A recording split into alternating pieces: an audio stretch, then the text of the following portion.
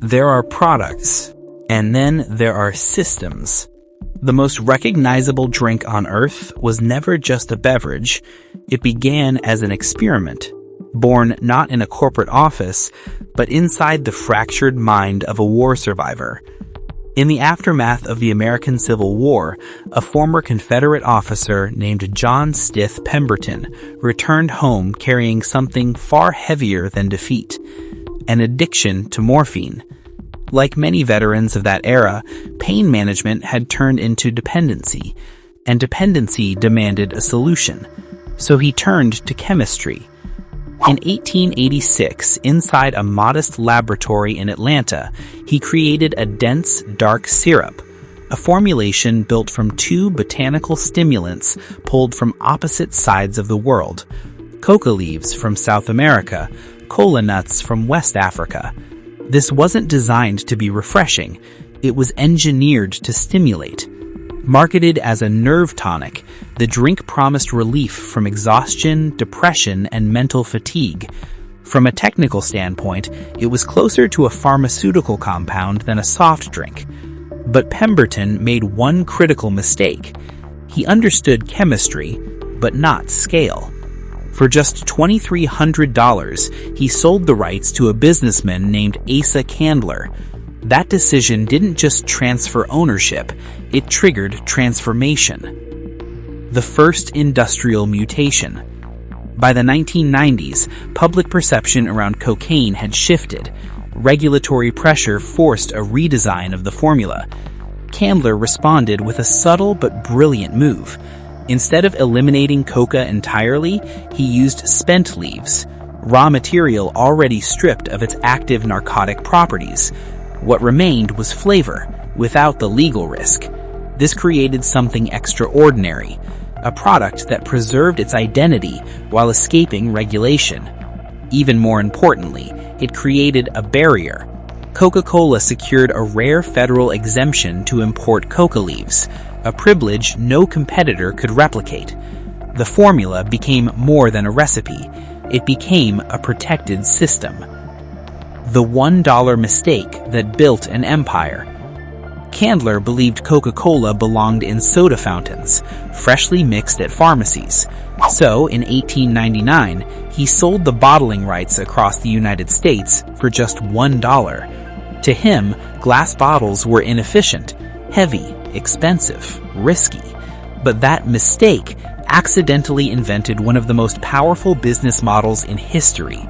Instead of centralizing production, Coca-Cola decentralized it. Here's the innovation.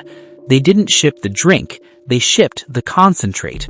Local partners handled water purification, carbonation, bottling. This reduced logistics cost dramatically, and more importantly, it allowed infinite expansion. Engineering identity, the bottle. By 1915, imitation products flooded the market. Coca-Cola needed protection, so they engineered it, physically. The contour bottle was designed with a specific requirement. It had to be recognizable even in the dark, even shattered. This wasn't branding, it was anti-counterfeit technology. Its complex curves made it difficult for low-cost manufacturers to replicate. At the same time, factories evolved. High-speed filling systems, pressure-resistant capping mechanisms. The bottle became both identity and defense. The rise of a ghost manufacturer. At its core, Coca-Cola became something unusual. It stopped being a manufacturer and became a system controller. The company in Atlanta no longer focused on bottling. Instead, it controlled the formula, the data, the design. Meanwhile, local partners carried the financial burden: factories, trucks, labor. This created a powerful asymmetry. Coca-Cola scaled globally without owning the physical risk. A perfect machine. Sugar, the hidden battlefield. Consistency became the next challenge. Coca-Cola wasn't just selling taste, it was selling precision, and precision required control over sugar. Sugar wasn't just sweetness, it preserved the drink, stabilized carbonation, defined texture. But global sugar markets were unstable, so Coca-Cola did something radical. It imposed strict quality standards on suppliers. Entire sugar industries from the Caribbean to the American South were forced to upgrade their processes. Coca-Cola didn't just buy ingredients, it reshaped agriculture. World War II, the ultimate distribution hack. In 1941, after the attack on Pearl Harbor, company president Robert Woodruff made a bold declaration: every American soldier should get a Coke for 5 cents, anywhere, at any cost. This wasn't charity, it was strategy. The U.S. military became a global delivery system. Coca-Cola engineers, nicknamed colonels, built bottling plants near battlefields, 64 of them, portable factories capable of purifying local water and producing standardized Coke in war zones. By the end of the war, over 5 billion bottles had been distributed. But the real victory came after. Those factories stayed, and Coca-Cola inherited a ready-made global network. The corn pivot. By the late 20th century, sugar became too volatile, so Coca-Cola pivoted from cane sugar to high-fructose corn syrup.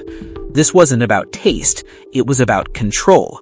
Corn was subsidized, stable, local. The transition required deep chemical recalibration because HFCS behaves differently. Different viscosity, different sweetness curve. Engineers adjusted acid balance, carbonation levels, syrup density. Factories evolved into liquid processing systems, more efficient, faster, cleaner. Cold War and global expansion. During the Cold War, Coca-Cola became more than just a drink. It became a symbol. While competitors entered communist markets early, Coca-Cola waited, and then struck fast.